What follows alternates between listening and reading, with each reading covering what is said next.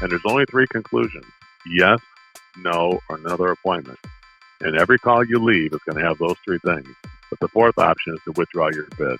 Just tell people, if I can't move this opportunity forward, I have a no customer left behind policy. That's not a problem. I'm going to withdraw my bid and just wish you well and hope you find a different service provider. If you want to tell me no, I'm fine with that. If you want to tell me yes, I'm even better with that. If you're not sure, then the next step is to make an appointment. Otherwise, I need to withdraw my bid. Welcome to the Waste No Day podcast, a podcast specifically for and about the home services industry as it relates to plumbing, heating, air conditioning, and electrical. More than a podcast, Waste No Day is a credo, a determination, a mindset. It is a never-ending discipline. It is a refuse to lose pursuit. It is a wake-up call every morning to waste no day. Now here's your hosts, Brian Burton and Nate Minnick.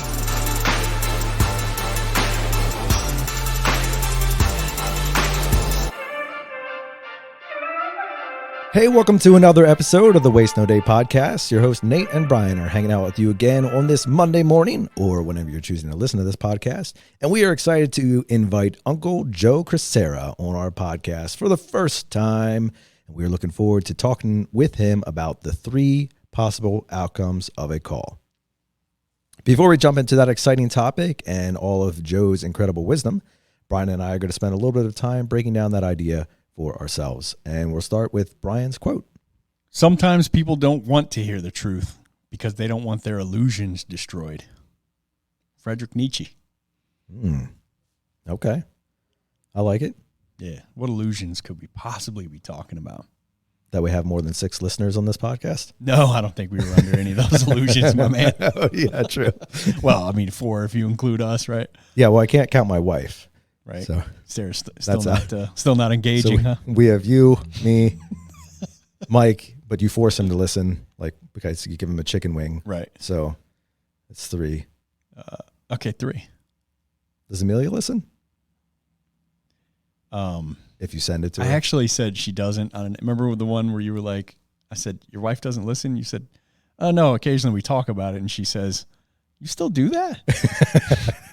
Exactly. I talked about how Amelia doesn't listen, and she listened to that episode, and I got in trouble for it. So she listens to every episode. She's a huge fan. Okay. She's very supportive of anything I do. Well, then we're up to 4, so no illusions. Yeah. No, it is good to be with you, and it is good to have Joe on our podcast today. And we're really excited to talk to Uncle Joe about the 3 outcomes of a call. And we'll get into that here in a minute. But back to the quote there from Mr. Nietzsche about illusion and the fact that truth is what often reveals the things that we're holding on to that are an illusion. Brian, you want to talk about that a little bit? Well, I was thinking in terms of illusions oftentimes are in this industry, and I don't mean, well, we could say in the HVAC, plumbing, electrical industry, but particularly what we promote on this show and what we talk about and believe in, which is the selling tech model, if you will. One illusion is selling is, I don't know, what would you call it? Bad. Certainly a negative bent. Yeah, like, because if you sell, you're just a bad person. Like, you're ripping somebody off. Which is a funny thing to me, because it's like, you know how I train on commercials. I train everyone to make their sales presentation a Super Bowl commercial, right? Not like a daytime TV commercial, meaning you put very little effort into it, spent no money on it. The production quality is low, the acting is poor, and the writing of it took not very much. Kind of sounds like this podcast. This particular episode or in general? Just in general. Wow. Certainly poor acting. You wait until I tell the guy who Oh, wait. Yeah, so I train people to build a Super Bowl commercial presentation for your product and service and for yourself, right? And I use that analogy for 2 reasons. One is just to make sure you understand the weight and importance of your presentation for every person you see, because we all know that the Super Bowl commercial is the most expensive commercial time you can buy on TV. So they don't just spend the money there. They spend it, they hire the most talented writers and directors and, animation studios and all that.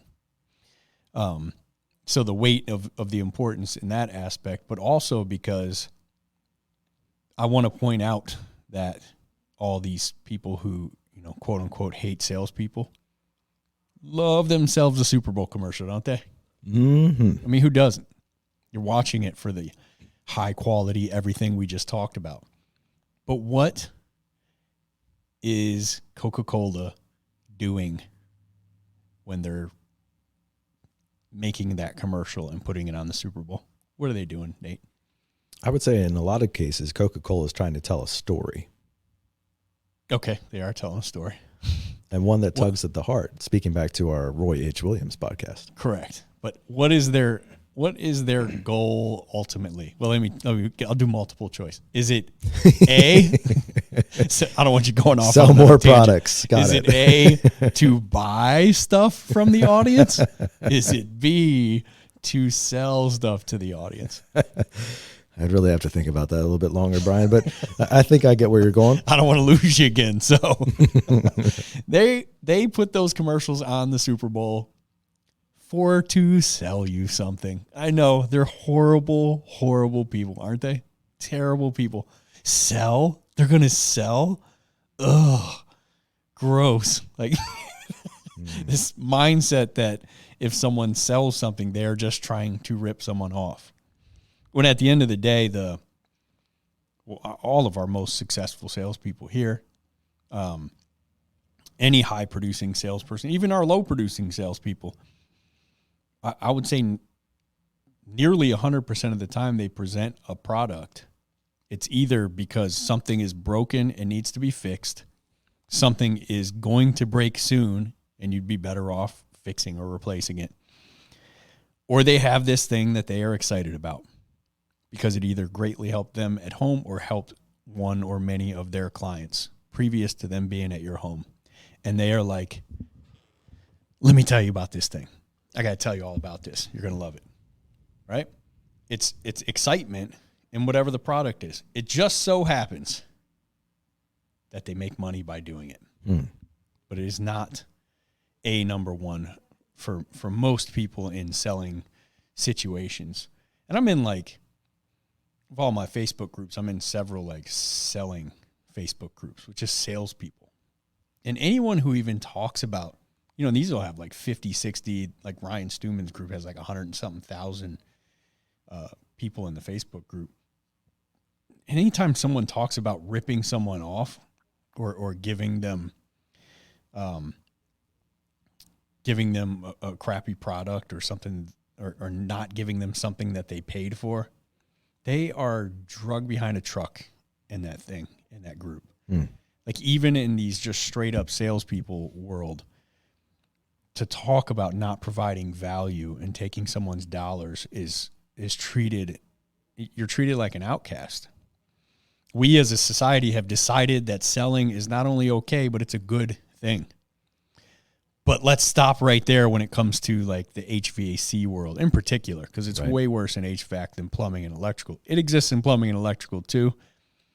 They also like to ostracize people who sell, but not nearly as bad as HVAC.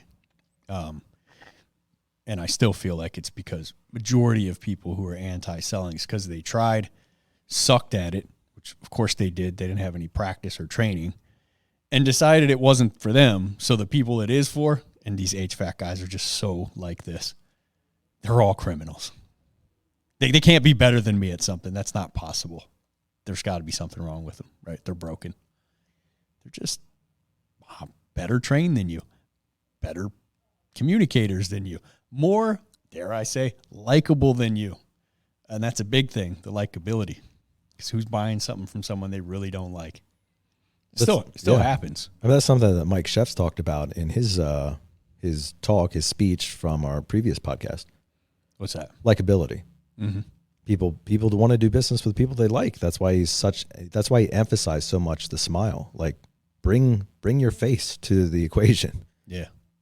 Let your face know. Yeah. I get that all the time. Yes, you do, buddy. Nate, not a big smiler, just kind of walking the halls of the office. It's not that we won't do business with someone we don't like. We will. I mean, reach across to your dashboard and grab the thing that you're listening to this podcast on right now and think about how much you really like Apple as a company, as people. I mean, all day, every day, we buy things from people we don't like. But if you have two people with the same product at the same price and you really like one of them and really dislike the other one, guess who you're doing business with? Likability is the trump card. Mm-hmm. So, not that has anything to do with the point I'm trying to make here, but it frustrates me to no end. I feel like I have these conversations on social media nonstop. I don't get argumentative. I probably get more argumentative on the show here talking about this stuff than I do in like an interaction in a group, or certainly in a one-on-one. I never feel angry when I'm going back and forth with someone on this topic who's saying that, like, you know, we had any high-level technician, high-producing technician, let's say Mike Sheffs, who last week's episode, who was many times the number one seller of indoor air quality products across 1 hour nationwide. People will say, oh, he's just a rip-off artist who hits old ladies over the head and snatches their purse when they're not looking and leaves them with a, you know, ultraviolet light in their ductwork or whatever. I don't really get angry at him. I'm going back and forth, and I feel like, you know what it is? When I first got to Yes Plumbing, Heating, and Air in Las Vegas, Ken Goodrich's GM, Lance, at the time, asked me if I wanted to learn how to sell. And my reaction was like a visceral, gut-wrenching reaction to that question. I was like, nah, bro, I'm a plumber. Learn how to sell. I started to leave. And I feel like that about these guys who do that on, you know, in these texting apps and stuff and on social media, where I'm like, just chill. Just give me a second. Let me talk about this with you, because you don't know what you're missing.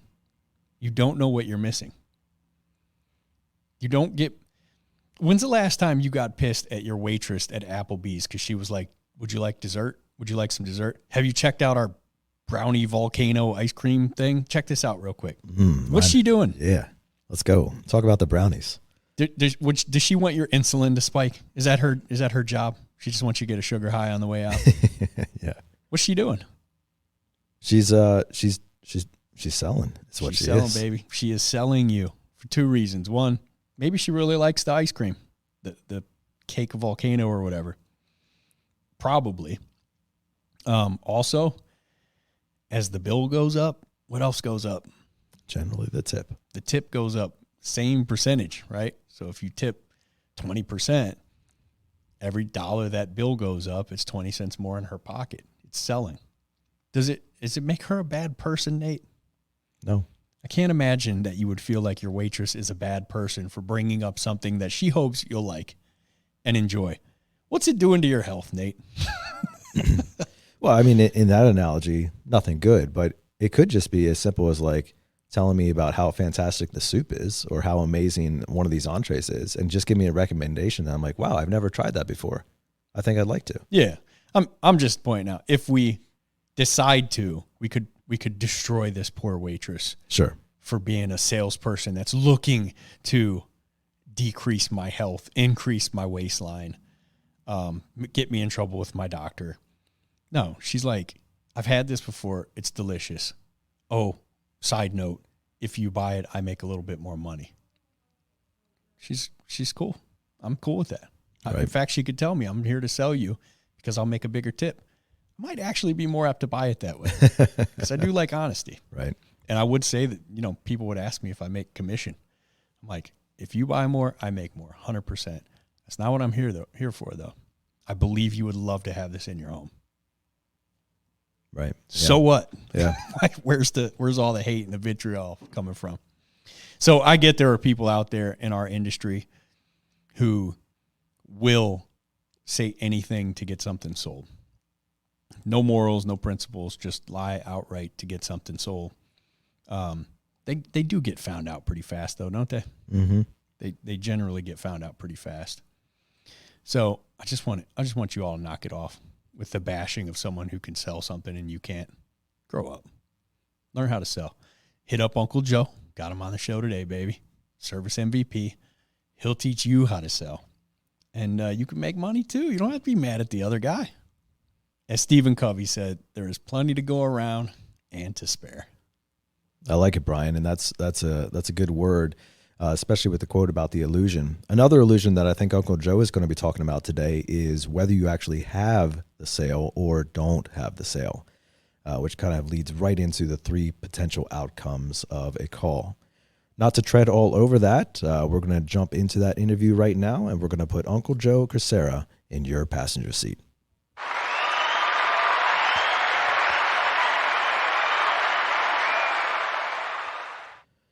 Joe Crisara, or Uncle Joe as he is well known, is America's service sales coach. Joe is known throughout the world as a sales educator, author, and entrepreneur with more than 40 years of experience, having trained thousands of owners, managers, technicians, and sales professionals in the blue-collar service business how to change their thinking and grow their sales. His business, Service MVP, is motivational and has a genuine desire to help service providers become as successful as possible. They have helped businesses ranging from startups to Fortune 1000 companies grow their profit and revenue. And whether you've experienced his training or his coaching in person at one of the events or a live coaching call or through print, video, or e-learning materials, you will find out that instantly you're on the pathway to success. We're looking to have a great conversation with Uncle Joe today, and welcome here, Joe. Hey, how you guys doing there today? We're doing fantastic, and we are really excited to have you on here. Yeah, it's great to have you on, Joe. As I told you, I watched a video of yours that really intrigued me, and I loved. It was not very long, but it was a great concept and something that I really wanted to hear you do an hour on. So we appreciate your time. Well, good. Well, first of all, let me just start by saying thank you for inviting me to the show, and I've listened to it a few times, and I'm definitely proud of both of you guys for providing information for the hardest working people in our country and around the world who work in those subcutaneous places like the crawl space and attic and the garage and different places in the house, so everybody can live a life that is stress-free, and they can focus on their families and not focus on plumbing, heating, and air conditioning, or electrical, or garage doors. They can just enjoy their family instead. So it's thanks to people like you who make that education possible for the blue-collar people in this country and around the world. Thank you, guys. Wow, thank you very much, Joe. It was good talking to you, my man. We're gonna call it from here. we got the clip we wanted. It's a good soundbite, right? Yeah. Perfect. Yeah. Appreciate that. Here's what Joe Crisara says about our show, right? It's good. Use that as a testimony. We should have that in video, actually, right? Right. But good stuff. No, seriously, I really am proud of you guys. You guys do a great job, and just the education you provide, it helps so many thousands of people. So congratulations on that. And if you leave a legacy of all that information, that's pretty solid. So thank you for having me here. Yeah, thanks, Joe. It's a privilege to have you on. And you are an educator yourself in your own right. And one of the things that we like to do at the top of our show is get an introduction from our guest. I'm sure many of people are familiar with your name and what you do, but for those who aren't, perhaps you could give us a little bit of a background as to how you got into what you're doing and exactly what is it that you do? Well, to sum up what we do is we teach people how to create higher value, so with the prices that people charge, the value that they explain exceeds the price.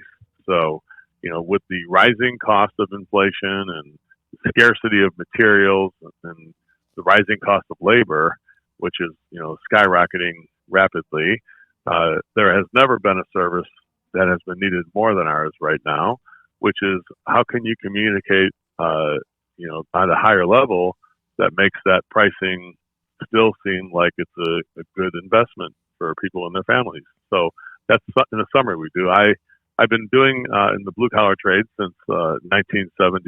Actually, you want to say before that, I used to carry around fittings for my dad, who was a plumber, and I grew up working for $10 a week for him on the summer job when I was out of school, when I was 8 years old, 10 years old, 12 years old. So even longer if you want to count that time. But truthfully, I've been professionally in this business since 1976.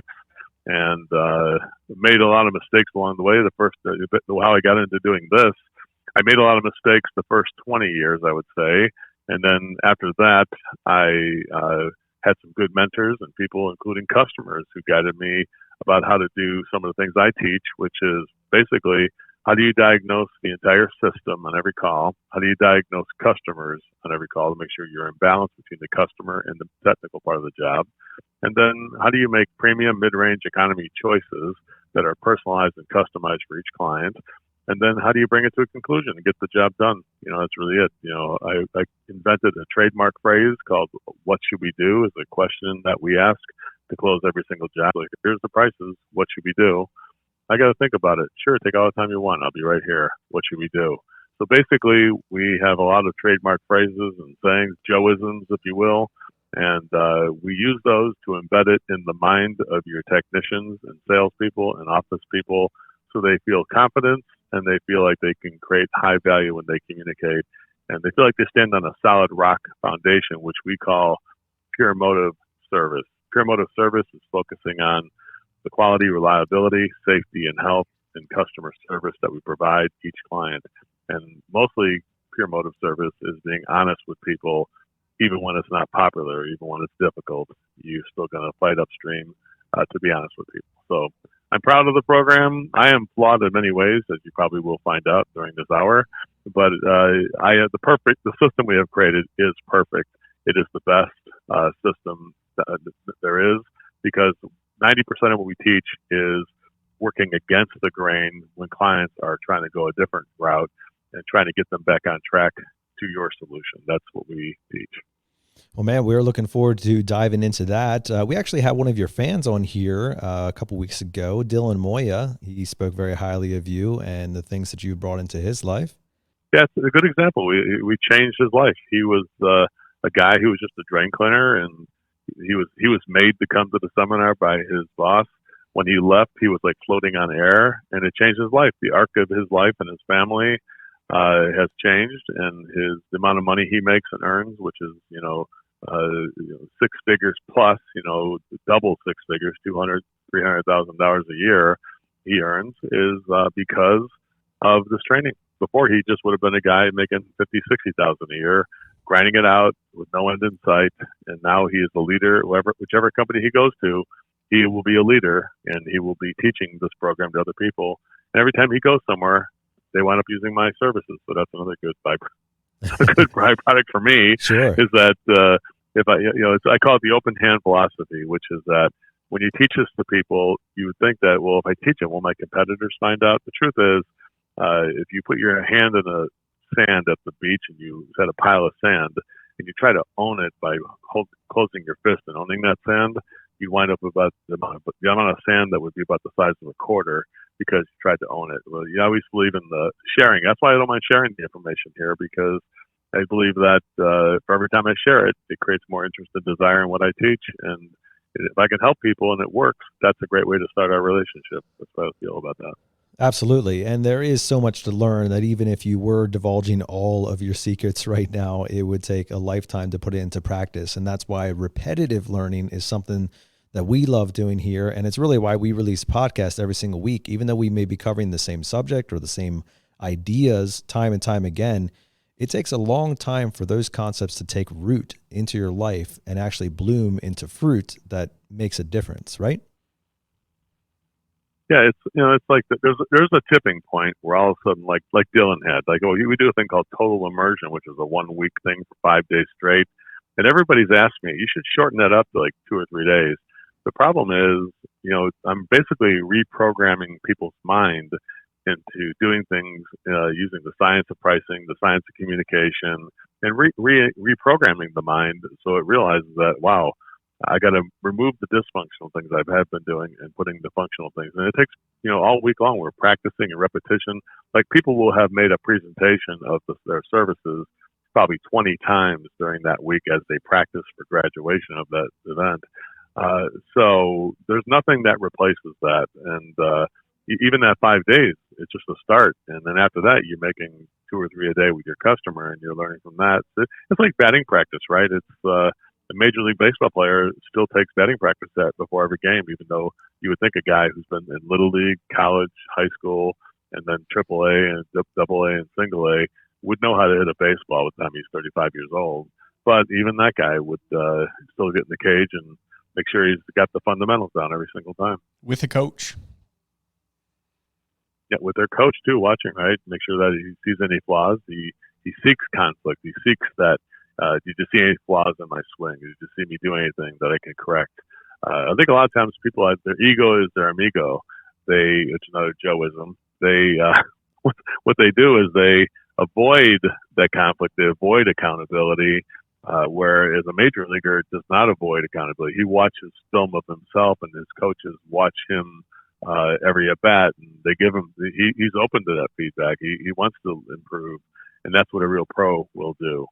People who don't want to get the feedback, people who are afraid of graduation, people who are afraid of trying things with customers. What they're afraid of is accountability, and that's for and most of the country is. So I'm not surprised because 95% of the population does fear accountability. And I think that's really a lot of what we teach is how to embrace accountability and embrace conflict, because conflict management is really what we're teaching. Is if you're going to go to a call and you think everybody wants to spend $30,000, you'll soon be disappointed. But you have to make sure that people understand what is the problem that is worth $30,000. Because if there's no problem worth $30,000, then there's no solution that's worth $30,000. Does it make sense? Absolutely. And we have so much more to jump into here, Joe. And I know that you could talk for just probably days on end about all the knowledge that you have to offer. But for today's purpose, we want to focus the show around the 3 possible outcomes of a call. So if you'd be kind enough to just kind of tee that up for us, and then we'll start digging into the meat of it. Sure. I would say for anything, guys, if you hire a marketing company or you hire a plumbing company or you hire somebody who does painting and decorating in your house, or you want to buy furniture somewhere, anytime you buy something that's a service, which really every company is a service, even if they sell products. It's how they deliver those products that is the service that you're getting. So the real track of a professional, you can see. Am I at a professional dentist?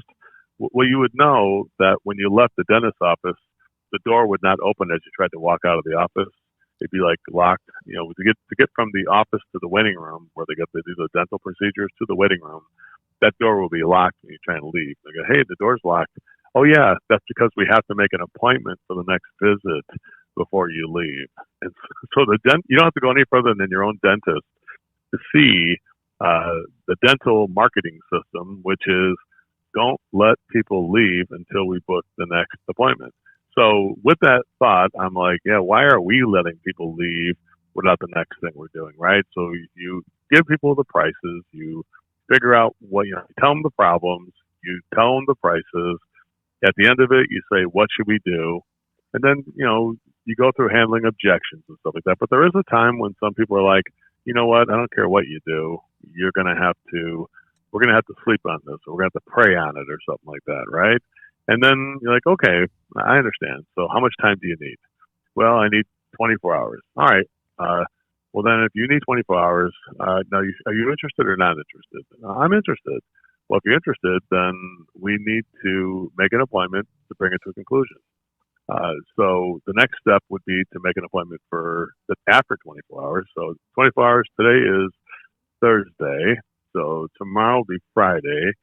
You want to do it on Saturday an appointment, or you want to do it on Monday as an appointment to get this thing brought to? Now, we could do 2 things. We could bring it to a conclusion by getting the work done on that day, or we can bring it to a conclusion by just making a choice on that day.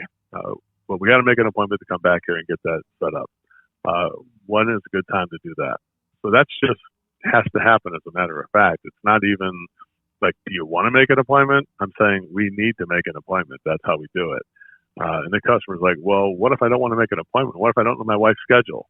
I would say, we're going to make an appointment Saturday or on Monday. You talk to your wife, and if she says we're not going to do this stuff, just text me, cancel, and we'll cancel the appointment. If you want to reschedule it because Saturday or Monday are not good, we'll just do it on Tuesday. Just say, Joe, can we reschedule for Tuesday? And I'll just reschedule it for you as my service to you. So the idea is to leverage customers to say, if we're really thinking about it, well, then let's think about this. I'm managing the project. If I can't manage the selection phase of the project, this is a sample of how I do my service. If I leave customers behind right now, guys, then they know you do crappy service right there. You're not functional in a way. You're dysfunctional, mowing through customers and not getting the next activity on the schedule for them.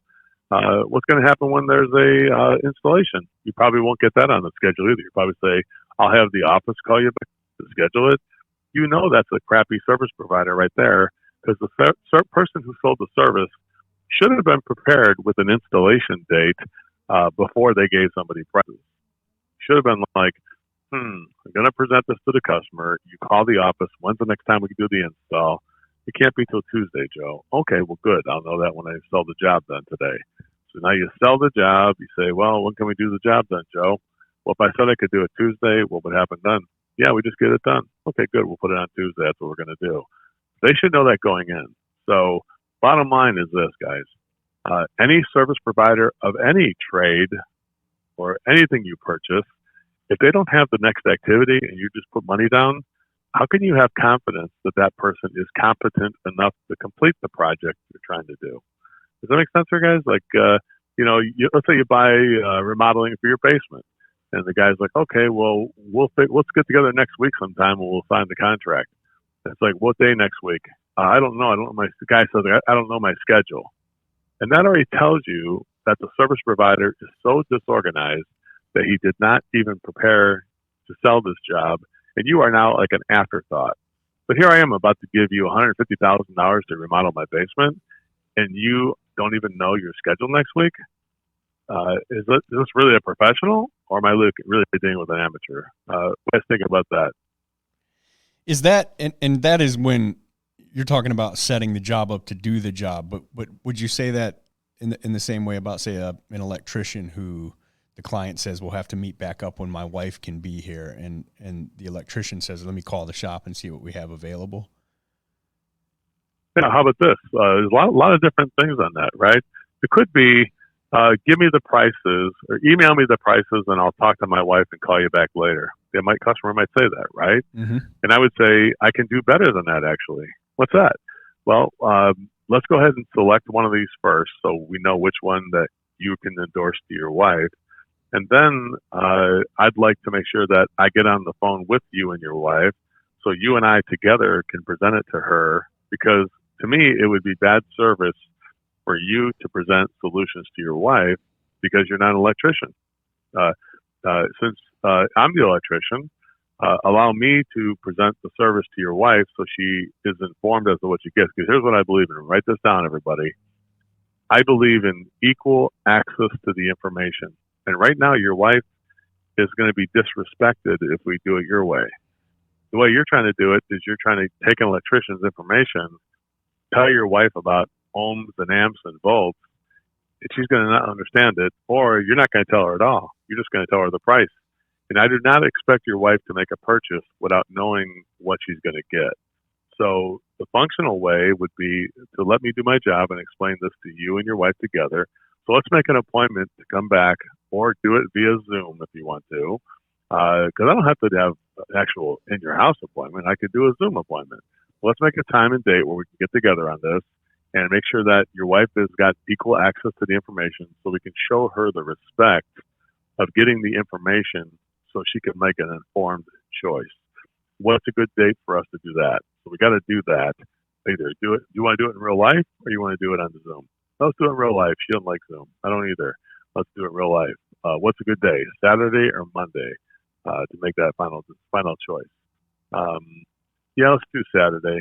And guys, realize this, guys. If you make that appointment, you're going to sell 84% of those jobs. 16% will be lost because people find another solution in the meantime. But, 84, I'll tell you right now, you'll be the only ones, Brian and Nate, you'll be the only ones who actually made the appointment. That's why the overwhelming odds you're going to get the job, because everybody else is dropping the ball. This is the most predictable thing I can tell you in sales that happens. People dropping the ball at this critical juncture. When they gave the prices, or they're just about to give the prices, but we can't get the husband and wife together, or we can't get this appointment with, to make the final choice on this thing. I don't believe in mutual mystification, which is what happens when you don't have the appointment made. And just like I said, you got a competent dentist when he makes that appointment when you leave. If somebody remodels your basement, they should say, well, I'm glad that you're purchasing that solution for $156,000. Next step is right now to fill out the paperwork right now. Do you got time for me to get this paperwork, the contract, the agreements? Okay. Do you get the agreement? Well, I don't got time for that right now. I got to take off. Okay. Before I leave, let's make an appointment to come back so we can get the project started, because we can't start the project until you execute the agreement. So what's a good time for us to do that? Or, you find me in that, guys? It's like you leaving an appointment without the next step, whether it's after you sold the job or whether it's before you sold the job, that you dropped the ball. Hey, don't be surprised when the competition picks up that fumble and scores in the end zone and they do a touchdown dance right in front of your face saying, I'm glad we got that job. The other company that they got it from, which is you, is incompetent, and you weren't able to manage the project in the selection phase. What makes you think you're going to be able to manage this project for the work phase? Does that make sense, guys? 100%, Joe. And I love the analogy of the fumble when somebody else picks it, the opposing team, so to speak, picks it up and celebrates in the end zone with it. Why do you think it is that the selection phase is so easy to make that fumble? Because, I mean, you've already done a lot of the hard work, right? You evaluated, troubleshooted the situation. You've put together the presentation. You've made this incredible, option sheet or whatever you're doing, and you've done all this dialogue with the client. And then it comes to this simple hurdle of, we want to think about it. Why is it that it's so easy for us to just kind of tap out and move on at that point? Well, I think there's two things. I think number one, we've all been kind of conditioned, as blue collar people. If you guys are blue collar people like I was, I was taught that it's rude to talk to strangers about money. Right off the bat. So right off the bat, you're in a deficit you've been conditioned from birth to not, money's the root of all evil. Don't talk to people about money. You're just a plumber. You're not, the blue collar trades of the workers are not like, eloquent communicators. And so, you're bothering people with this thing, right? So I think that most people think it's an interruption to people's day. You have to look at it like when you're an electrician and there's no power in the master bedroom, or people want to get a hot tub, but they need to get a new panel or whatever it is that they're calling you. They want to get light fixtures in the hallway or whatnot, that you are the reason for them right now. This is the reason that this is the number one thing in their life. They blocked off 4 hours to give to you, or 2 hours, half a day or 2 hours to give to you. To fumble the ball and waste those 2 hours is the first thing that tells you that you're getting bad customer service from people. And nobody identifies it that way. It's just like, yeah, that guy wasn't really serious. He didn't even schedule the next thing, right? And I can tell you some stories of impact that this has financially, if you want to hear those stories. But I can tell you right now that I just think it's that the low self-esteem that most people think that you are secondary or you are not primary to this customer. But let me just tell you something. When somebody invites you into their inner sanctum, into their home, you have to think like, I am a 12 on a scale of 1 to 10, because I'm a complete stranger coming in this house. I'm going to make a friend and make these people a friend. And you shouldn't be feeling like you're at a deficit. But I think we've been conditioned at birth to say blue collar people are sort of like a interruption to our life, not something we ever, like nobody wants to talk to a plumber. They want to just have the plumbing working, right? And so we kind of take that as, with the situation that happens, we kind of put that on ourselves. We take that too personal, I think. And I think that's really what it is. I think people don't really look at it like they should be the primary thing in people's life right now until we get this resolved. And then we should fade back in the background once it's resolved. So you said you have some stories about the impact of, fumbling here or missing out on the opportunity to re-follow up with somebody. What have been some of those stories and how have you seen them played out, both either positive or negative? So I have a company in Nampa, Idaho. I was at in 2000 last year, 2022.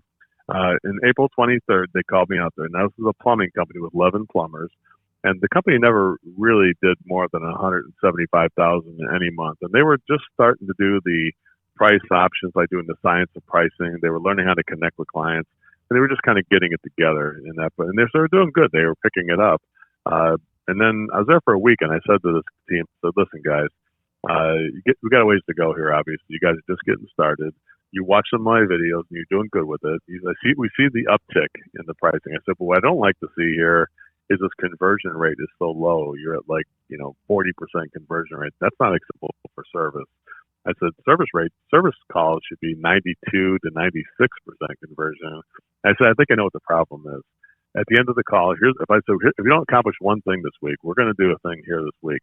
You will learn on day one, how do we do a thing where we give people the pricing, diagnose the system, give them the prices, and then bring it to a conclusion. And there's only 3 conclusions: yes, no, or another appointment.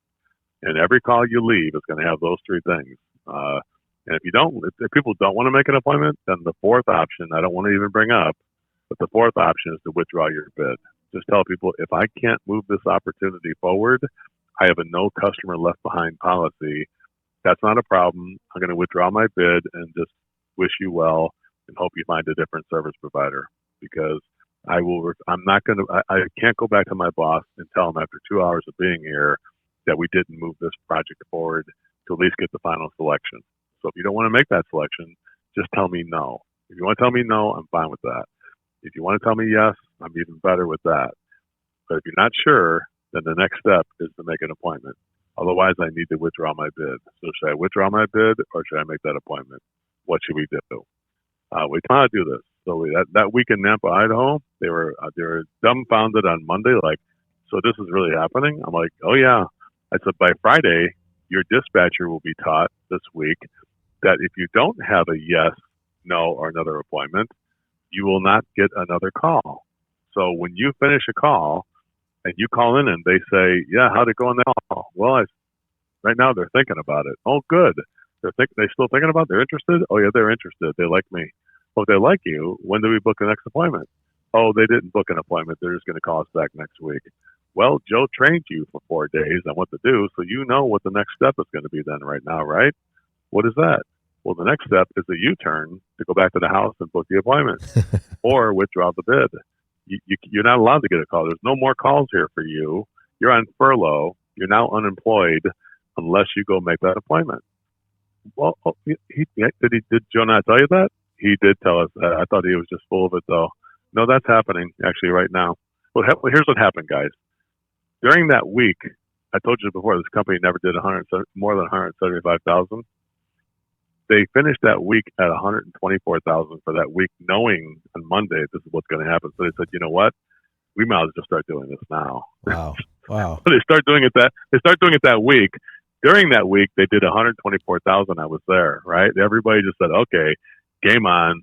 We got to bring this to a conclusion. And they realized, I said, I'm going to be here watching you guys. I'm going to teach this to you today, and I'm going to teach it all morning long. And nobody's going to leave this room until we learn this, how to do this, right? And then they're going to be like, all right, I got it. I said, we're all going to role play it. You're going to get it down, and then you got to do it on the next call. Every call you go on, we got to have this. I said, even starting today, I'm going to be. I wasn't going to do this. I'm like, because I'm not going to watch a dispatcher all day. But I'm like, I'm going to watch your dispatcher all day, and I'm going to see. And I might step in if you don't do it. Just so you know, I'll be watching. And I really wasn't going to watch, but I told them that. So just the illusion of accountability turned into $124,000 that week, right? Now listen to this. May of that year, last year, They went from 175 was the best month ever. April of this one was better now because we did 124 that week. Plus, I think they did over 200 and some thousand, 250,000 now that month. But here's the thing: May and after that 7-day training in May, they did $611,000 with 11 plumbers, and then this company has never been under 600,000 for the last year and a half. They have been now they are routinely doing $1 million months. Now they do have more people now. They have 17 plumbers now, and they have 7 HVAC company people now in their company. But they now do $1.2 to $1.5 million a month.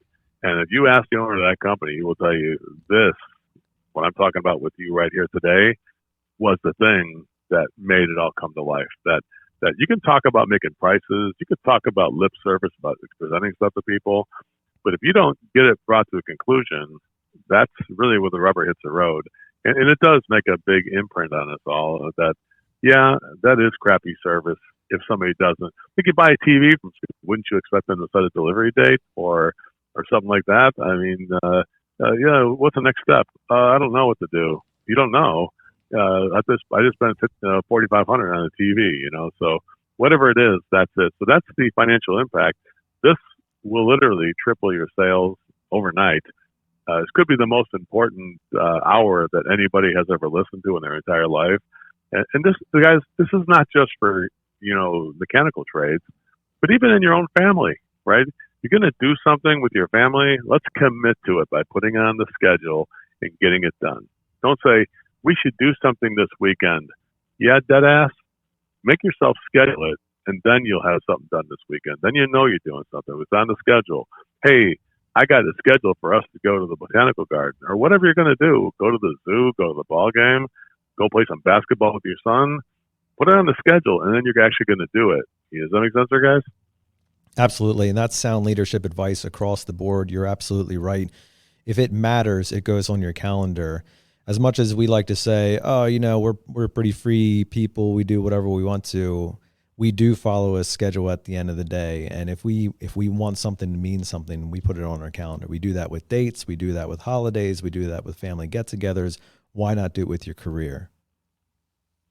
Yeah, I mean, this podcast is a result. Me being on this podcast is a result of exactly what I'm talking about. Hey, you interested in being on our podcast show? Absolutely. I love you guys. Great. Let's get it on the here's our calendar. Let's get a date. I say, here's my assistant. She'll schedule it for me. And that's it. It's how we even wound up here. Truthfully, it was until a half an hour before. I'm like, oh, yeah, I'm doing that podcast. And thank God I did have my calendar because I looked at my calendar this morning. It's like, oh, 10 o'clock. I'm spewing gold nuggets today. I didn't realize it was that day yet, but here we are, so, but I guarantee you, if we didn't write it down, I didn't have that in the calendar, you'd be calling me. I'm like, oh yeah, you're calling me now? I'm busy right now. Right. It would have been, we're always going to find a reason why we can't do it if it's not on the schedule. Make sense? It sure does, Joe. So, that's pretty much a great dive into the first possible outcome of a call, which is, of course, make sure that if you're not closing or you don't have a definitive answer, reschedule to get one. And I think you kind of led into what the other two options there are as far as outcomes of a call. Let's jump into number 2. Yeah, the first outcome is get the job and sell it, right? It'd be nice. Just what should we do? That's a lot of time. I need some time to think about it. Yeah, so take a look. Take your time. I'll stay right here. What should we do? It's a lot of money. I know, but it's an investment in your family. So what should we do? There's just many ways of selling that job. You're probably going to sell 90% of it if you just stick with that. But then there's sometimes people say, no, we're not going to use you. And, when I get no, I don't just quit. I probably go through about, 15 things I'm going to try. But here's the thing about it. There's a lot of people who are like, Joe, we just have a rule in our life. We just never buy anything at the same time. And it's like there is sort of they're not sure or whatever type of thing. And really, it's not that they're not sure about your solution. They're really not sure about you, right? That's what you got to remember, guys. When people say they want to think it over, they are not thinking over the prices. They're not thinking over the job or what you're going to do. They're thinking over, am I going to hand my money over to this dude who can manage? Is this guy capable of managing this project? Is this guy capable of doing this job where I will be free of problems forever? or whatever. That's what they're thinking about, and they're thinking about you and your commitment. So the only way you can show them the commitment by your actions is to tell them, well, the next thing you need to do then, if you're not sure about today, one thing you can be sure about me is I won't leave this house until we make another appointment. That's what we need to do next. But what if I don't want to make an appointment? Well, then, let me just go ahead and slow it down. So here is how I'm going to go ahead and give you the actual paint by numbers as to how you do this. You ready for this, guys? You want me to go ahead and just give you the full secret, right? How you do the whole thing? Let's roll. I've been waiting my whole career for this. Well, Brian, is that Brian or is that Nate? Which one is that? That's Brian. Brian, here we go. You want to help me on this? You be the customer, Brian, and I'll be. We'll go through a typical scenario. You just like Joe. No matter what you do, you're a great guy. I mean, I'd probably hire you for my company even. Don't you love but that? I just need 20. That's what it is. People are like they throw roses at you like, oh, you're just one of the best people I've ever seen in the history of people. But I just need like the weekend to think about it. Please give me that. I know what you're trying to do, and I appreciate it. I know you put so much passion in what you're trying to do, and I'm most likely I'm going to hire you. I'm going to hire you. Even they might even tell you that, right? I just need the weekend to get my finances together, or just whatever it is. Like my wife and I always pray on it, or something like that. So you go ahead and tell me that, Brian, and I'll give you this. Here's the one. You want to write this down? Everybody, get your pen and paper and put it in your notepad.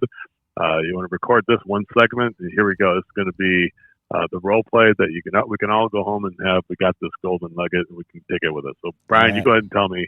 So Brian, we've been going around for like 90 minutes on these prices. What should we do? All right, Joe, I got to tell you, man, you're a great sales guy and probably a great plumber too. I mean, I can just tell you're gonna be fine. Whether we do this or not, you're just a great guy. And I'm not saying no. I just at this time we can't say yes.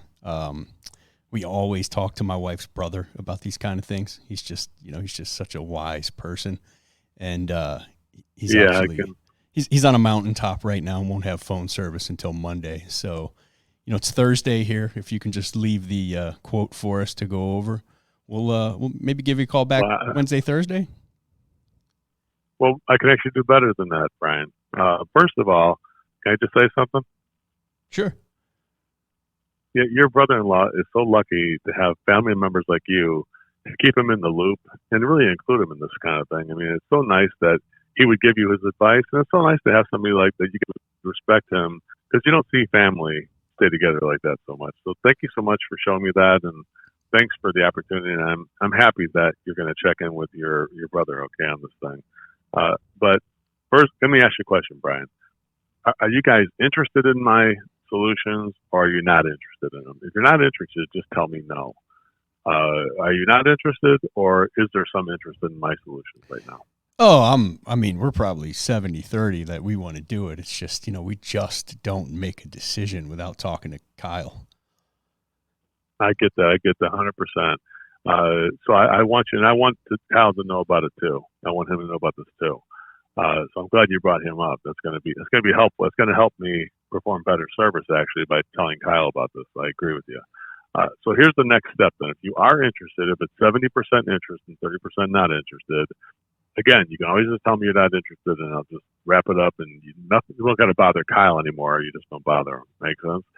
Now, if you are interested, then the next step will be to schedule an appointment with you, me, your wife, Julie, as well as Kyle, your brother-in-law, because I want to make sure that Kyle gets equal access to the information from me.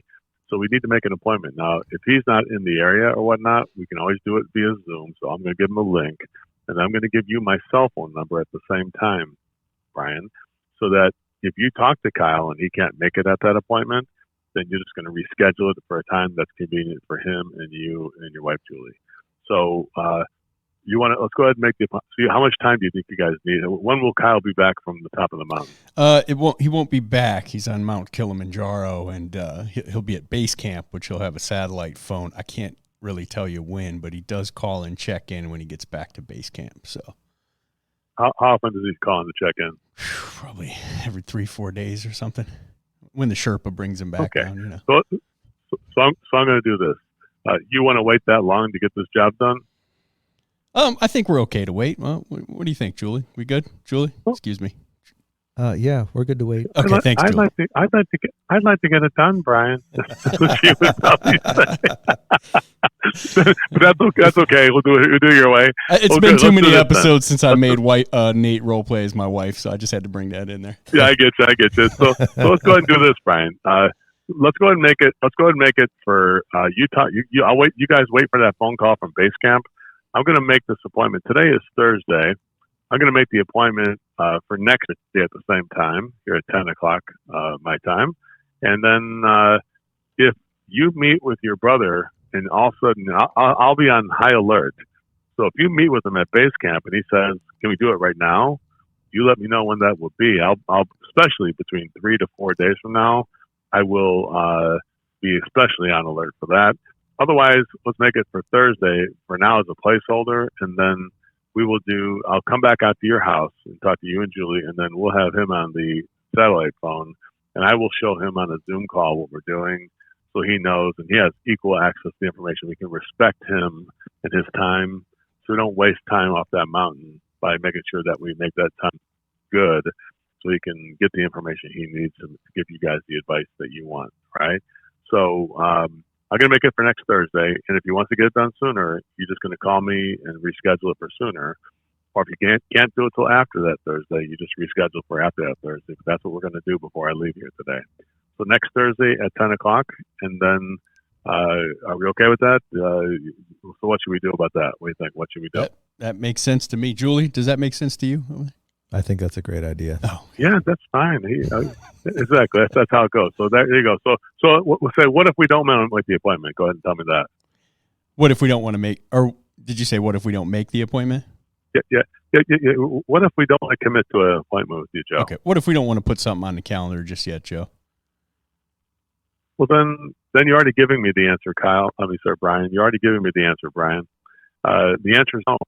What you're trying to tell me is no. And I appreciate you and Julie are so nice that you're even afraid to tell me no. But don't be afraid to tell me no. You're telling me no, but you're just too nice to tell me no, right? So let's just tell me no if you don't want to make the appointment. Or if you don't want to tell me no, I'm going to tell you no. I'm going to withdraw my bid. Then you, Kyle, and Julie can figure out somebody else who can do the job. Because if you're asking me to mismanage the selection phase of the project right now, I'm probably not going to be able to do it. Anybody who can't manage this phase, you're going to be giving me money to get this job done. If I can't manage this phase of the project before you give me my money, how am I going to how would you expect me to manage the project after you gave me money? You follow me on that? It's like, what happens when there's a warranty call? If I'm managing this correctly, how am I going to manage warranty calls or something like that? You follow me on this? Sure. So, anyway, if you hire somebody else, I hope they hold firm to what I'm doing right now, because if they don't, most likely you're going to put a lot of money into something and people aren't going to be there when you need them. I'm going to be here when you need me, which is to make the final selection on this project. And I'm going to be here after you buy the project too. So we'll do next Thursday at 10 a.m. And if Kyle calls sooner, I'll be on high alert. I'll have my Zoom ready to go on my phone, and I'll be able to show you the project on the phone. I got my thing on my Apple Notes, all the prices and stuff like that. I'll go over it with Kyle and you and Julie together on Zoom if I have to, or I'll come out to your house sooner than that. We can reschedule if you want to, but that's how we got to do it, Kyle. So if you don't want to do it, I got to withdraw my bid. Should I withdraw my bid, or should we make the appointment, Kyle? Brian, what should we do? Let's go ahead and put it on for Thursday, and we'll just let you know if that doesn't work. That's good. And if you can't want to cancel, just cancel. You can cancel right now if you guys want to cancel right now. You want to cancel now? Julie, do you want to cancel now? I'm fine with it. So, you see how flippant I am about put out there the possibility of doing a no? Yeah, it's just tell me no right now. It's not even flipping. I'm playing around with it because I'm playing with it because I know you're not going to say no. You're happy to take it away, and to me, on the client side, it feels like, unlike any other estimate I get, you're not desperate to have this work. It doesn't mean that much to you. You appreciate me and Julie and the relationship, but you're not willing to compromise yourself to get this job because you really have the mindset of, I have another one waiting. And it's so important. And when we get in these And as techs or CAs or whatever, when we get in these situations, we feel, you feel your commission walking away and you go running after it. But in most cases, you're either the pursuer or the pursued. And if you can flip that like you've just done to Brian and Julie and become the pursued, your chances of getting that job are so much higher. This is the video of yours that I saw that made me want to have you on the show. I mean, you did this on a video, and I just thought it was fantastic. Yeah, it's not ideal, right? Kyle's up on the mountain and things like there's a part of me that goes, there's a part of me that's thinking, this is like, I'm not getting my hopes up, believe me, on this one. But at least I did my part. Listen, I can't control Kyle. I can't control Mount Kilimanjaro. I can't control what Brian and Julie are going to do, but I can control what I'm going to do. And hopefully that makes Brian see that what emerges is, this is the kind of guy I want to do business with. The kind of guy who doesn't drop the ball. If he doesn't drop the ball here, he's not going to drop the ball when they're up in the attic or in the crawl space or behind the walls trying to get something done. This guy is going to power through and get something done. He's not the kind of guy who doesn't do the job right. But like, you get the impression he'd rather not get the job at all than do it wrong. Does that make sense there? Absolutely. You won't compromise. That's it. And that's something that I have over 500 people that I teach that do over $5 million a year in sales, electricians, plumbers, and HVAC guys. Those 500 people, the difference between most other people and those people is that those people will follow this process and honor their values. And if you any one of them, it's just that I'm committed to following the process, and I'm not going to bend to some way. The customer tells me, don't diagnose the system. They say, well, you have to call a different plumber. We'll call a different electrician because I have to look at the panel. When I look at the outlets aren't working, well, I got to go look at the panel first. Well, I don't want you to go in the baby's bedroom. That's where the panel's at. Well, then we'd have to stop the call and withdraw myself from this opportunity. Or I can continue the call and get the job done, but I'd have to go in that bedroom. How about this? I'll go look at the outlets first, give the baby a chance to wake up or move the baby, or I'll just be really quiet when I go in there. But we have to go look at the panel to do this job right. So if somebody's trying to tell you to do the job wrong, that's the dynamic I think we all should realize it's not good. If I told my accountant how to do my taxes, he'd probably say, why don't you just do your taxes if you're so good at it, right? Why you come to an accountant? Tell your attorney, here's why I want to divorce women. Dude, if you want to divorce that woman like that, you divorce the woman. You go ahead and go to court. I do things my way when I go to court. I'm the attorney. You're the client. You're going to use my service. We're going to do it my way. We're not going to do it your way. Does that make sense, here, guys? Because any professional who would let the client control how they do business, it's one thing to make the choice of the kind of service I offer. I have a range of services you can purchase. That's your choice. But it's not your choice to tell me how I'm going to diagnose it, how I'm going to manage this project. That is my choice. And don't put that on the client. Like, hey, do you want to make an appointment? That's weak right there. Even saying that is weak. You say, well, the next step is to make an appointment. You want to do it Saturday or Monday? How much time do you need? 24 hours. Okay, today's Thursday. You want to do it Friday night, Saturday morning, or Sunday? What's good for you? Which one of those three things? Or Monday, which one's good? You know what I'm saying? So come up with some choices. Tell them the next step is to do that. If you don't want to do it, that's not a problem. I just have to withdraw myself from the opportunity.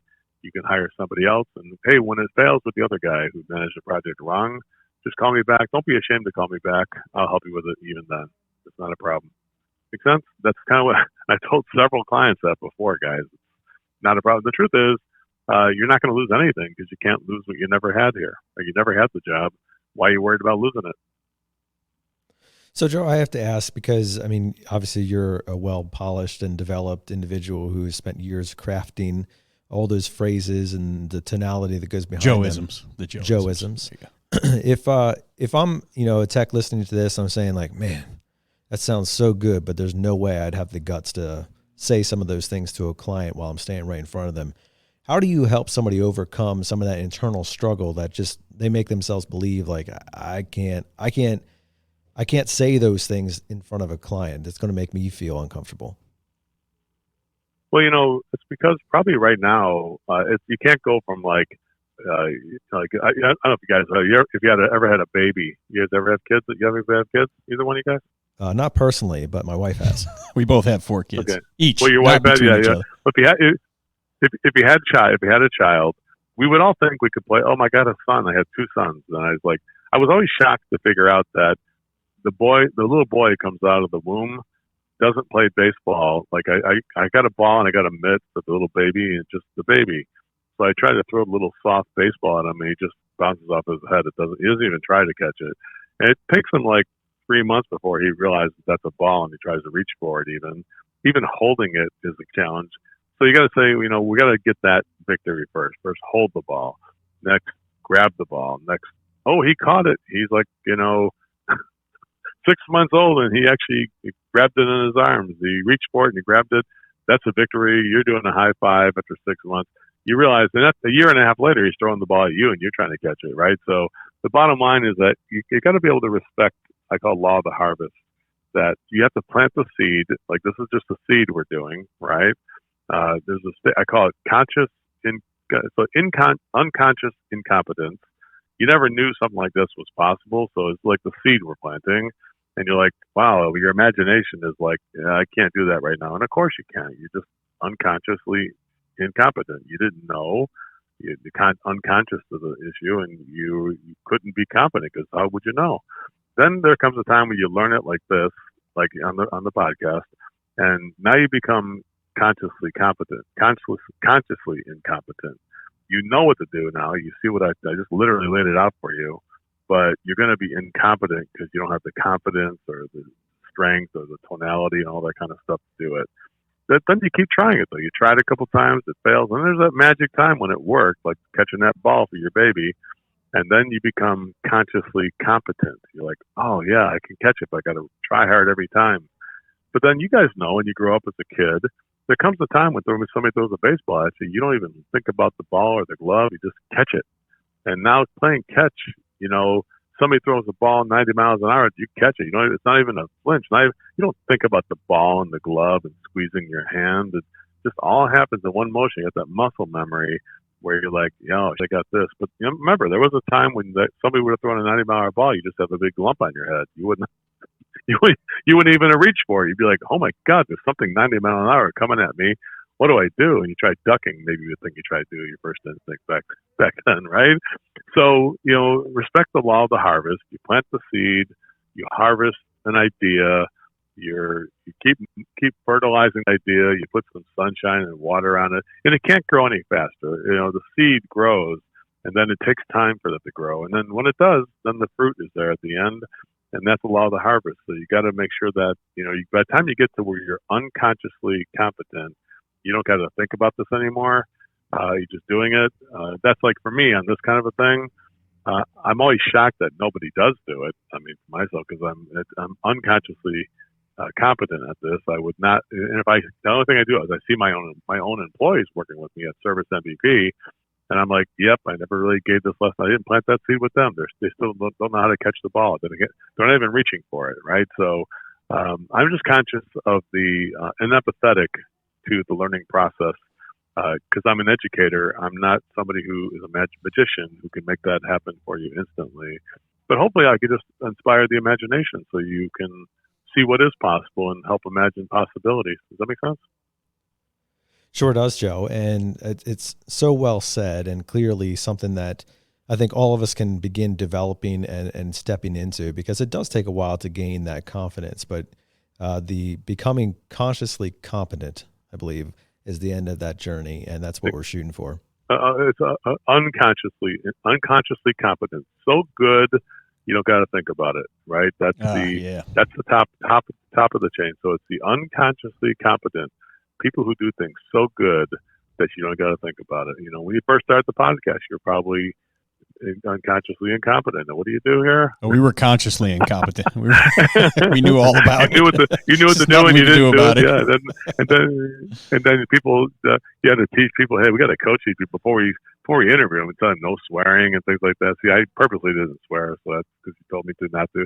So I tried not to. I did say a few things that were right on the edge, but I don't know. Oh, when you said when we started the podcast, we thought you meant this episode. Still incompetent. Oh no, not this podcast. I mean, overall, come on, guys. I know, you're competent. We're just joking. You're unconsciously competent at podcasts right now. You guys are doing a great job, and thank you for listening to me. I definitely am honored to be here, like I said before, and all that. Thank you so much. We really appreciate that compliment, Joe. And I got to tell you, so far what we've talked about in here was, the root of that video and what you were saying that I saw. I wish I knew what it was or where I came across it. I have no idea. I tried to find it, but then I realized you just have like hundreds of hours of content out there. But I do want to say I'm glad that we wandered into each other's universe, and I'm excited to get our people more into this. I mean, as you know, we signed up for your dispatcher and CSR training. We do have some very competent and high level dispatching and customer service reps here, producing, selling a lot of plans, very high booking ratios. But just from what I'd heard of you and what I saw, and the people who, like Dylan Moya and Tommy Mello and Ken Goodrich, the people who had great things to say about your training, I'm like, can we overtrain them? Can we give them too much great training? So it was the first thing we've done with you was that. And as far as the show goes, I'd love to have you back on as a regular if that's something you'd be into. Every anytime you have something new, something to promote, I think it would be great to have you come back on from time to time. Yeah, it'd be awesome. Of course, I'd be honored to do that, and definitely if I could be in a rotation that would be able to help service professionals. My goal is to help other people. So, definitely, I wouldn't want to take up all your time, but definitely, if I have a lot to say, and a lot to offer, and I think my greatest joy is when people take the information we have and it changes their life. I'm here to change your thinking, to grow your results. That's what I try to do. Whether you're a CSR, dispatcher, everybody is selling people, whether it's, you selling the client or a manager selling his team on getting a certain initiative done, the dispatcher is selling the service tech on communicating better with him or her. Everybody's got something that they are trying to push their ideas, trying to sell your kids on not doing drugs and, playing a sports instead of playing with, other, non-productive people they could be hanging out with. So parents are selling their kids on getting their room cleaned or getting off the video game. Let's go play some basketball or something like that. So we're all in the sales business. We just don't realize it, So, Joe, while we are on that subject, if people are interested in learning more about you or what you have to offer, where's the best place to get connected? Well, you can either just call me and we can have a conversation. We do a thing called we start every relationship out where I want people to try our services, like giving the information from this. Try this today. If you like it, we hope you do. You can go to servicemvp.com. You can sign up there if you want to sign up. It's a really low, investment to get started there. We also have coaching investments, which are not really low. They're definitely it's a high investment, but we are invested in teaching your team. We have live events we have as well. So if you go to Service MVP or you want to call us at 877-764-6304. It's 877-764-6304. And you just say, I'm interested in some stuff. We will give you a free tour and test drive of our services if you want to see the range of solutions we have. It takes about 20 minutes to go through that tour and test drive, and we'll give you a 7-day trial to everything we do so you can experience it. The idea is to make money with our service before we ask you for any money. So you're playing with house money when you buy from us. That's how we try to do it. Make sense? Well, if somebody listened to this episode and implemented one of the things you've talked about, that's already done. You should be skipping the free trial. Let's put it that way. Right. Well, you never know. Some people need to think about it. And that's going to be make an appointment after that 7 days. Believe me, if you get the free trial, we're going to have an appointment at the end of those 7 days. You realize that, right? Oh yeah. No matter what mountain Kyle's climbing. The only payment for the free trial is an appointment at the end of the 7 days. That's what we tell you. So you'll give it free. The only thing we want is an appointment when you're done to give us the feedback. And because that feedback, good or bad, is still good. That's what we look at it like. So I heard I love what you've done with your training, like a lot of trainers in our space, which is, craft a lot of your own stuff. Was certainly what I could hear were some influence from some other older, sales trainers, not necessarily in our industry. But I started in this kind of selling tech plumbing truck, working for Ken at Yes in Las Vegas back in 2004. And at that time, I had never heard of anyone in our space who did training on this exact thing. Like I was Tom Hopkins and Brian Tracy and, anyone I could get my hands on. But do you mind sharing who your influences have been and who, if you need a refresher, like who do you go back to in the communication and the selling training, or do you do that anymore? Is it all your own stuff at this point? Oh no, I've never invented anything. Truthfully, it's just taking ideas that people have given me and planted the seed with me, and done the same thing, that law of the harvest for myself. I would say though, I was fortunate that I had one of my customers who really showed me about the science of pricing. His name is Dave Muller. He passed away in 2008, but he was one of the first mentors I had. He basically told me as a client, Joe, why are you always trying to save people money on stuff? Why don't you show people the options? He showed me what the science of the premium mid-range economy options were from that. So there are some people I read and do stuff like Dr. Robert Cialdini, CIA Cialdini, Cialdini. He has written many books on the science of persuasion. There's another book called Maximum Influence by Kurt Mortensen, with an E, Mortensen, called Maximum Influence, which we actually use for one of our textbooks in our live training events. Tom, you're going to get the science of Tommy told us about persuasion, right? Tommy told us about Maximum Influence 2 weeks ago, and actually told us that you put him onto it. Tommy Mello. Yeah. So that's it. So yeah, he's a great guy, and so Maximum Influence is good. It's a good book. I hope everybody doesn't buy it so I can still get, because there's a limited supply with. So I hope everybody doesn't buy them, and then get the Kindle so I can still get the paper ones for our seminars. But you can still get it. It's a good book. It goes over the 12 laws of persuasion. It shows a little bit of the application. But I think when you read those laws of persuasion, or science of how people make selections, there's science. There's billions of dollars spent every year on studying how does somebody put a green sign in front of a building, and people buy $5 million a year at a Starbucks without any advertising.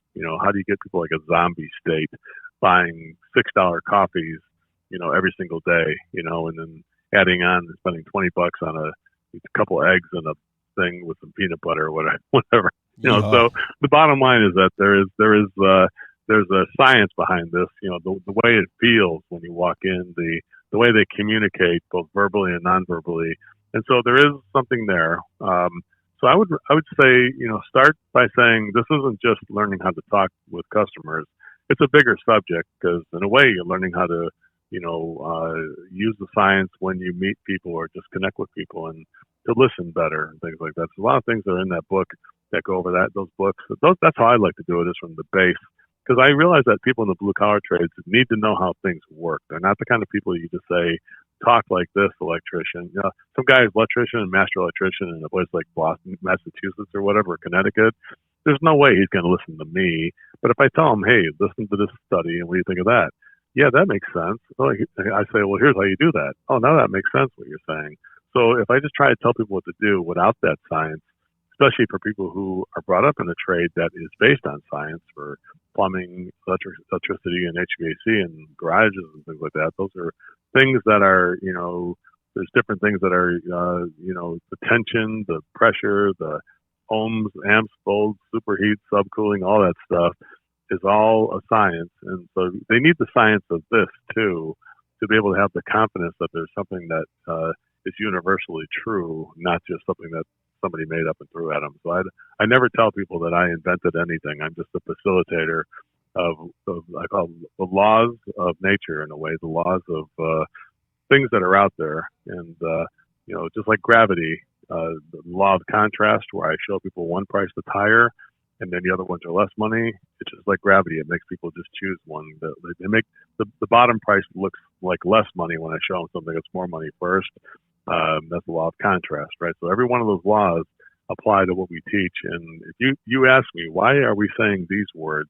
I will tell you exactly why we say those words. Makes sense? So there's nothing in our program that's slop. There's not one wasted word. There was no word that was copied from another sales trainer. We did take the raw materials and bake this cake ourselves. So it's based on my 24 years of doing things wrong and 26 years of doing things right, or 22 years of doing things right. Between that and those laws of persuasion and over 12,000 clients that have tested the material as well, I'm confident that this is the best. It sure is fantastic to have you on here, Joe, and all the content that you're bringing in. And as we bring the things in for a landing here on this episode, I wanted to close out with the alternate option that can go on at a call, and that is no. So how do you handle no? How do you train the technicians that come to you how to process when a client says no, and what does that look like for you? I just say, so if you say like, no, we're not going to use your services, we found somebody for less money, or give you a reason like that. You're talking about something like that, you mean? I suppose the reason behind the no could be widely variable. I would just say this. I'd say somebody says, well, I think we're going to say, I'm going to hold off on everything for now, or whatever. Okay, so you got to listen carefully. Somebody says, we're going to hold off on everything for now. I would say, so is it no forever? Is it no to me? Or is it just no right now? What exactly do you mean by that? So I don't accept no by itself as I have enough information right there. I don't really understand the information because I'm not sure what you mean by that. Do you mean like, you're going to use somebody else? No, you want to use me, but you can't do it right now? Or just no, get out of my house, you never want to see me again? What exactly do you mean by no? No, I like you and everything like that. They're probably going to say, I would just need some time on this thing. We can't do it right now. Or, we're going to go with somebody who's cheaper, something like that, right?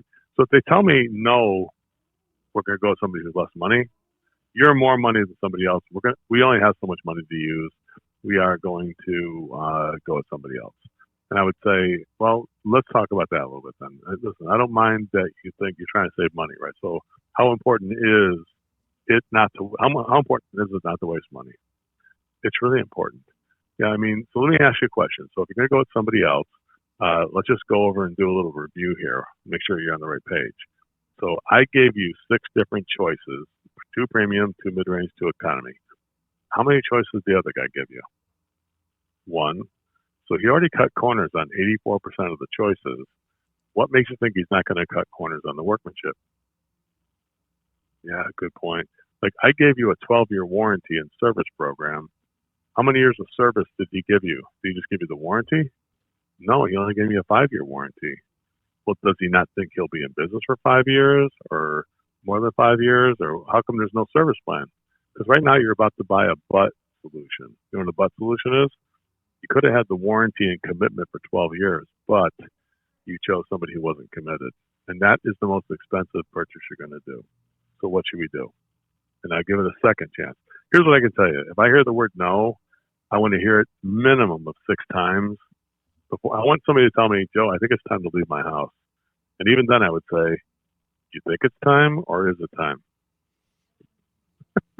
So good. Does that make sense there, guys? Like, right, so like good. if you listen closely to what people say, they're not saying leave and just stay there until people tell you to get out of here. It's not like, Joe, get out of my house. All right, finally you said it. But before you go, let me just tell you this one thing. You want somebody who has a passion to get this job done or somebody who would just quit on you? I want somebody who's got a passion. Well, you can see I'm not quitting, right? How about the other guy? Why isn't he here? Did he quit or did you tell him to leave or did he leave? Yeah, he just left. Well, I'm not leaving until we get the job, so what should we do? Like that kind of thing, right? It's like, because really what's the risk here? There is no risk. So when somebody says no, to me it's like, oh good, let's have fun with this now. Since I'm not going to get the job, I'm playing with house money. Might as well just have the guy practice objection handling with me now. Let's just go ahead and do a workout with this guy and see how many times I can get him to tell me no. Here's what I can tell you. He will run out of ways to tell me no way before I run out of reasons that we should do the job. Does that make sense? Like, no client is practiced at this. You're not practiced at it. Most people aren't practiced at saying no, especially when you got no hot water or you got no power in your house, right? People aren't in the business of saying no. If somebody tries to talk about money, well, I'm going to show you how wasting money you're about to waste money on a cheaper guy. I'm going to tell you, 90% of our jobs are done by people who are cheaper, and then we come back and fix those. You want to hire the cheap guy and then pay us to get the job done, or you just want to get the job done the right way? What should we do? Make sense? Because here's one thing you got to remember, guys. I will never be sold that somebody cheaper will do the job better. You're not going to sell me on that, no matter what. I've already seen. Why? Because I tried it for 24 years that way, doing it cheaper and doing it the wrong way, and I couldn't do it the wrong. I was frustrated because I couldn't do it cheap enough for people to get the job. I thought back those days that the way people were motivated was to get a cheaper price, but I realized that wasn't the case. It's almost never the case. They would like to get a cheaper price on the exact same quality, but they're not willing to give up that quality to get that cheaper price. Almost never. And that's the one thing that most of the techs just, they don't understand that part. In a way, it's like an economics lesson you have to teach people on every call that, I'm not going to apologize for my price. The price is what allows me to do the highest quality. I can't do the quality without investing in the price that we need to get the job done. If you give me that investment, I will secure the investment and make sure the job gets done right. And you'll have somebody who's got a passion to manage this project. Can you lower the price? I can give you my best service. That's what I can do. So what should we do? And so when I get a no, I just think it's an interesting negotiating technique. But I don't really accept it because no is too general of a term. You'd have to get more specific with me about what that means. Does that mean no forever, no for now, no to me, no to the project overall? You're gonna you don't want to get a hot tub anymore. So whatever it is that you're saying no to, I need to figure out exactly what are you saying no to, and is it temporary or permanent no? You follow me on that, guys? So good, Joe. So good. And it has been so good to have you on the show. Uncle Joe Crisara, we appreciate you taking some time out of your day to share all this knowledge with us, and there is so much more to be had. Make sure that you check him out on the resources he provided, the phone number, as well as you're all over social media for sure, and such good stuff there. Thank you, Joe, for being on the show. We really appreciate it, and we're looking forward to more. Yeah, thank you for giving us some extra time and being generous with that time of yours. I know you have a lot going on, and you let us go a little bit over there, and we do appreciate it. Thank you, guys. Have a great one. That's a wrap for this podcast. We hope that you enjoyed hearing from Uncle Joe. It was great to listen to his simple ways of breaking things down. He makes it seem so easy. I really find that those concepts, even though he makes them sound so easy, are quite profound, especially the follow-up piece. In our industry, and really in any industry, follow-up is king, and it's so easily forgotten. It's so easily just ignored or, frankly, just disregarded as something that's not worthwhile pursuing. And yet you've done so much work to that point. Why not complete the job? And Uncle Joe has great tips and tones and words and phrases to use to help accomplish that follow-up, to make sure that you are securing that business. And at the very least, you walk away from that call knowing exactly where everything stands.